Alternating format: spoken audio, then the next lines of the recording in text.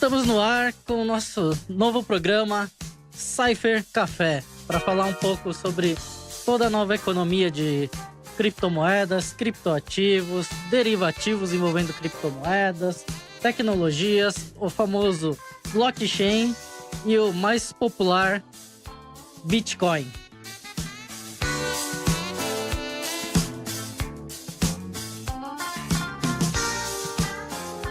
Bom, para contextualizar o nosso programa de hoje, temos o nosso grande auxiliar aqui, Pazoto. Opa, tamo aí. Né? Vamos lá, vamos explicar um pouco, como é toda uma tecnologia muito nova, todos os artigos Tudo muito recente, né? Muito recente, né? Existe especialista já em criptomoeda? Então, excelente pergunta. Até no sábado, a gente estava aqui na Rádio Geek e falando com o Lucas, a gente tocou nesse assunto. Primeiro que é mais ou menos que nem médico, né? Você falar que o pessoal acha que o médico conhece todas as áreas, né? E cada um faz ali a sua base e depois pega uma especialidade. O Brasil é famoso pelos médicos especialistas em joelho, por causa dos jogadores. Ele basicamente focou naquilo ali e manteve, né? E no mundo de criptomoeda, é a mesma coisa. O token, né, mais famoso que a gente tem na atualidade, foi um dos primeiros que veio com uma tecnologia nova para você utilizar o blockchain, são os tokens da Ethereum, né? Ou Ethereum. Cada um gosta de uma pronúncia. E ele tem 6 tipos de tokens principais. Então, poxa, nem todo mundo existem poucos especialistas e a maioria acaba buscando se especializar em um desses, porque basicamente cada um funciona de uma maneira, né? Você querer generalizar tudo, claro, sempre tem muito aquele one man army, né? O exército de um homem só. Sim, o cara que faz tudo. Putz, o cara desenvolve em todas as linguagens, em todos os contextos, mas nem todo mundo é assim, né? E na área de token também a gente tem a tecnologia da Waves, que tá chegando agora no final do ano. Eles já têm, desde 2016, a plataforma deles semelhante a uma criptomoeda. Tem ali a maneira mais fácil de se criar um token, né? Que é pelo sistema deles, basta você ter uma Waves e você pode criar seu token com a quantidade que você quiser. Mas eles estão entrando exatamente agora no final do ano com os smart contracts, que é você fazer proveito disso e fazer contratos inteligentes, muito mais seguros, que estão surgindo aí, e pode ser a nova forma de cartório, a nova forma de qualquer registro de títulos daqui para frente. E diferente de outras economias e outros sistemas, se você vai fazer uma transação, principalmente grande, principalmente transação de bolsa, eles querem saber quanto você está transacionando e vão te cobrar uma porcentagem em cima disso. Sim. Né? E no mundo das criptomoedas, a gente tem a facilidade que o custo por operação é fixo. Não interessa se é se é 1 milhão, se é o mínimo que a moeda permite que você transacione, o custo é sempre fixo. Em média, 1/1000 daquela mesma moeda. Então tem moeda aí que vale menos de 1 centavo. Você pode, às vezes, fazer um registro, fazer um contrato com um custo menor do que 1 centavo, ou talvez 1/1000 disso. Entendi. Então, facilita muito para as pessoas hoje em dia. Mas provável que a gente tenha um programa só sobre isso, que é um assunto bem longo. Sim. Só dando uma contextualizada no nome de Cypher Café, por que a gente escolheu isso? Porque quase tudo que veio das criptomoedas veio em cima do movimento cypherpunk. Um pouquinho diferente ali do que a gente conheceria de cyberpunk, seriam aqueles que começaram a estudar criptografia para possibilitar que as pessoas tivessem a criptografia ao alcance delas. Porque o que acontecia? Uma empresa poderia usar criptografia, isso anos 90, gente, né? Mais tempo atrás. ela podia utilizar da criptografia e as pessoas não poderiam nem sua navegação do seu Facebook poderia ser criptografada. Ao menos que a empresa fizesse por isso, né? Sim. E as pessoas querendo mais privacidade começaram a estudar matematicamente todo o sistema de criptografia e a prover de formas mais simples para que todos... tinha tudo muito patenteado e com alto custo. Então eles começaram a prover protocolos mais baratos para que todo mundo tivesse acesso, né? E isso foi ali, anos 90, na Califórnia, né? São Francisco. E, mais uma vez, tivemos uma mulher à frente disso tudo. A Judy Million, ela foi basicamente quem cunhou o termo de cifra, né? De cifrar. E aproveitando, né, o punk, daquela coisa ali mais... um pouco fazendo as regras com as próprias mãos, com o próprio conhecimento, no caso. E foi até considerado um termo pelo dicionário de inglês de Oxford. Eles consideram cypherpunk como uma palavra mesmo, um termo usual desde 2006. Mas, assim, basicamente que se tem hoje de criptografia, muito foi baseado em todo esse movimento. Várias pessoas que participavam. E até ali, mais ou menos, em decorrência disso, nós tivemos um grupo de e-mails que se chamava The Cryptography Mailing List, onde um suposto Satoshi Nakamoto postou em 2008 o paper dele falando que ele estava trabalhando em uma nova forma de dinheiro digital. E esse Satoshi, ninguém sabe quem que é. Ainda não. Não sabe nem se é um cara, uma mulher ou um grupo de pessoas, né? O mais provável, se a gente voltar na história, assim, provavelmente foi um grupo de pessoas. Ou alguém que se aproveitou do conteúdo de um grupo de pessoas. Porque, se a gente voltar, em 77, teve o Highfield Deff e Mart Hellman. Eles lançaram um paper chamado, já ali, não lembro se era uma empresa ou se era só o paper, as novas direções da criptografia, se chamava. Em 77, bem antes. Que eles já queriam toda essa situação de se trabalhar chaves primárias, públicas ali de criptografia, já começaram a abordar esse assunto. Na sequência, um que talvez seja o Satoshi Nakamoto, dizem muito, é o David Chaum.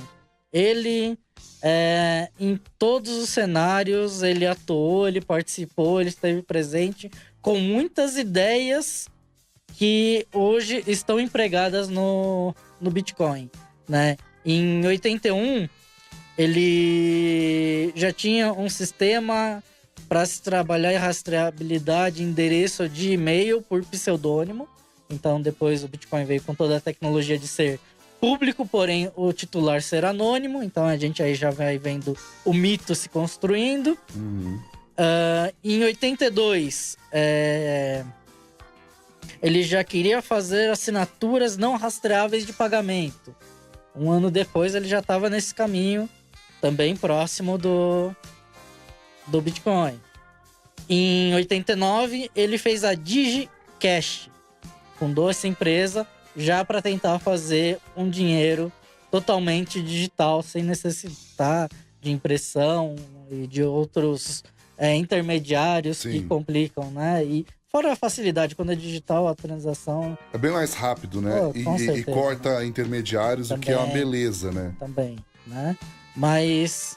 Então, em 89, ele já tinha a DigiCash ali. Em 97, o Adam Back, ele já fez o Hashcash. Toda moeda e toda a mineração é sempre identificada por um hash. É meio que um cabeçalho ali, uma identificação que se utiliza. Né? Então, mais uma tecnologia que veio a ser utilizada no Bitcoin. Temos também o Eidal, que fez a B-Money. Em Deixa eu pegar aqui. Em 98. Também outro dinheiro digital. E aí já B-Money, né? Para virar o Bit-Money ou algo do tipo, a gente tá perto. Temos outro que é muito creditado como um dos possíveis Satoshi Nakamoto. É o Nick Szabo. Ele fez o BitGold em 98. E, cara, aquela situação de... era muito próximo do Bitcoin 10 anos antes do lançamento total do Bitcoin. E o Nick Szabo, ele permeia aí todo esse mundo das criptomoedas em muitos fóruns, em muitas listas de discussões. Ele sempre foi muito ativo, muito presente. Então, muita gente acredita que ele possa ser o tão falado Satoshi Nakamoto. Mas eu arriscaria mais. Tem o Hal Finney, que em 2004 ele fez o Reusable Proof of Works, uma forma de se reutilizar a prova de trabalho. E o protocolo do Bitcoin se trabalha com o algoritmo de Proof of Work, que é a prova de trabalho. Aquele sistema da mineração, ele nada mais é que... Até demorou para chegar nisso um pouco, não foi o consenso inicial, porque o consenso inicial era a mineração sozinha. Então você tinha, vamos supor, 10 carteiras competindo, minerando. Você colocava lá o computador para fazer uma conta. E quem chegasse no resultado era sorteado um dos 10, dentro daqueles 10 minutos. Dentre cada etapa tinha 10 minutos. E um ia ficar com a recompensa. No primeiro ano eram 50 bitcoins a cada 10 minutos. 50 bitcoins, que ano passado dava 3 trilhões de reais. 50 bitcoins, ela chegou a 20 mil dólares. Então, 50 vezes 20. 1 milhão. 50 vezes 20, 2 vezes 5 dá 10. 0 vezes 0, 1000. Não. 1 milhão. Até janeiro desse ano, nós tínhamos basicamente 1 milhão de dólares a cada 10 minutos na mineração. Mas é óbvio que nesse tempo não valia tudo isso. Uma das coisas que fez subir o preço, é o que a gente chama de halving, a cada 4 anos cai pela metade. Então já foi 50, 4 anos depois cortou para 25, agora são 12,5 aproximadamente, porque tem muitos cálculos matemáticos ali na construção, que às vezes oscila um pouquinho o tempo e tudo mais. E ainda entra eles validam as transações de uma carteira para outra. Então aquela taxa que eu falei de 1 milésimo, de todas as transações que foram computadas naquele bloco de 10 minutos, vão ser distribuídas para os mineradores. Então sempre vai ser um pouco mais do que eu tiver no bloco atual, né? Atualmente são 12,5 bitcoins pela regra da mineração. Só que ainda assim você vai ter mais todo esse saldo. O início do ano tinha muita transação. Então dizem que as taxas retornavam valores enormes. Porque, assim, principalmente 2017. Foi um ano de um grande boom. Esse ano tem muito valor ainda o Bitcoin, por mais que tenha caído. Tá um pouquinho abaixo de uns 4 mil dólares hoje. Tá uns 15 mil reais aí. Mas... Ainda é grana. Ainda é um valor considerável. Ainda é um valor considerável, é isso aí. Né? É um ativo de um valor, né, muito forte. Mas, né, voltando à contextualização da tecnologia, né, da prova de trabalho, depois foi mudando, foram criando equipamentos mais potentes e tudo mais, e criando as pools de mineração, que é um monte de gente jogando a mineração para o mesmo fluxo, e aí ele calcula aquele todo e devolve a porcentagem de cada um. Então, se aquela pool tinha 50% e você tinha 50% do processamento da pool, você vai receber 25% do total, né? Ele foi se facilitando isso. Mas os números do processamento também já são absurdos. Já tem equipamentos cada vez mais modernos minerando, cada vez mais gente. Especula-se que o gasto energético já esteja em 2% do consumo mundial de energia. Só de minerador de criptomoeda? Só de mineração. Nossa. Principalmente em Bitcoin, né? Porque existem outras moedas. Sim, existem outras, mais, né? Até que a gente tava falando do... O Bitcoin é o dólar das... Seria o ouro. O ouro. O ouro. Porque, além de tudo, ele é finito. Ele vai ter um total de 21 milhões de unidades. E assim como você pode perder sua barra de ouro, você pode perder o seu Bitcoin, você pode perder seu HD. Mas já acharam esses 20... Tipo, já tem ciência de 21 milhões computados? Não, tá no em mundo? 18 mais ou menos. Então tem uns 3 milhões 17. pra descobrir ainda. Isso, a cada 10 minutos. Só que como ele vai caindo pela metade, faltam uns 600 dias pra bater o próximo halving, e cada vez mais diminuindo, vai terminar logo. Ali mais ou menos por 2140 termina essa mineração. Então... bom que você que está ouvindo, a Rádio Geek vai acompanhar o dia que finalizar. Isso. Essa mineração. Vamos fazer um especial. 2140 a gente faz um especial. Um especial. Cypher Café. Do programa 5 milhões. 5 milhões, celebrando. Mas tem uma data importante Bitcoin. próxima. Agora, dia 3 de janeiro, vai ser os 10 anos do bloco Gênesis do Bitcoin. Toda moeda tem um bloco Gênesis, né? Que é o primeiro que você lança. Sim. Dá até para fazer algumas programações nele. Inclusive, uma polêmica. O smart contract veio do espaço que você tem na carteira de colocar uma observação na transação. Se for... normalmente, na negociação, seria importante você falar, tipo, tô pagando tal pessoa com essa transação, né? Deixar um espaço para observação que fica registrado no blockchain. Já a gente explica um pouquinho melhor o blockchain, mas né, nessa parte da transação, você tinha esse campo para deixar sua observação, falar para que servia aquilo e tudo mais. No bloco Gênesis do Bitcoin, a gente tem ali a reportagem da falência do banco Lehman Brothers. Né? Porque o pessoal hoje em dia questiona muito a validade do Bitcoin como moeda ou não, mas essa semana o Deutsche Bank da Alemanha teve graves problemas, ele já enfrentou problemas judiciais, ele já teve uma alavancagem acho que de 20 vezes, hoje não chega nem perto disso, porque a alavancagem que um banco pode fazer de tudo que ele tem depende muito da confiança que se tem naquela instituição. Então ele perdeu muito dessa confiança. Ontem e anteontem tá tendo aí uma virada ali dos bondes da dívida de juros americana, que também tá ali um grande problema.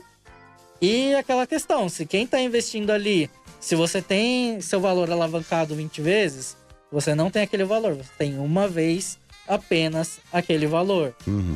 Se você precisar sacar, os bancos têm uma média de 8, dependendo do país, no máximo 20% daquilo é em espécie. Então, se todo mundo for sacar seu dinheiro, não tem todo aquele dinheiro lá. Não vai ter, né? Não vai ter. Sim. E a diferença das criptomoedas é que você pode negociar ela em outro lugar, com uma agência, algo do tipo, mas é muito mais fácil de você ter ela com você. De você não precisar repassar a sua moeda para negociar, você mesmo pode ter o controle disso. Diferentemente de um banco. O Bitcoin, ele é sozinho a moeda, a instituição regulatória, o órgão regulatório no total, o emissor da moeda, enquanto no mundo normal você tem um governo para validar aquela moeda e para ajudar no lastro, porque até 71 o mundo todo estava operando com o dólar e o dólar falava que tinha aquilo, o famoso Fort Knox, que a gente já viu muito nos desenhos, o Pernalonga cavando buraco para ir pegar o ouro lá dentro. Era a reserva de ouro americano que lastreava o dólar. E a partir de 71, acho que o Nixon deixou de ter esse lastro e passou-se a ser apenas na confiança. Principalmente o que chamam de petrodólar, né? A economia do petróleo, embasando tudo isso. Mas foi muito mais confiança de... você tem nos governos e em cada moeda do que o valor da moeda em si, né? Então, com o tempo, na verdade, sim, a diferença pro Bitcoin é que o que você tiver de Bitcoin, ele é seu e ele pode estar com você, seja no celular, seja no computador, seja anotado. Existem as paper wallets. Se você acha que é perigoso deixar meu celular pode dar problema, ou... Pode ser hackeado, pode ser roubado. Tá no celular, perdi o celular, perdi as moedas. Então, existe a Paper Wallet. Você consegue transferir para um código que você anota a identificação. E quando você quiser resgatar em qualquer carteira que aceite, você joga aquele código de volta. Então, ele, seja por meio digital ou físico, ele é totalmente ao portador. Então, por isso que ele se compara até mais com o ouro do que com o dólar em si.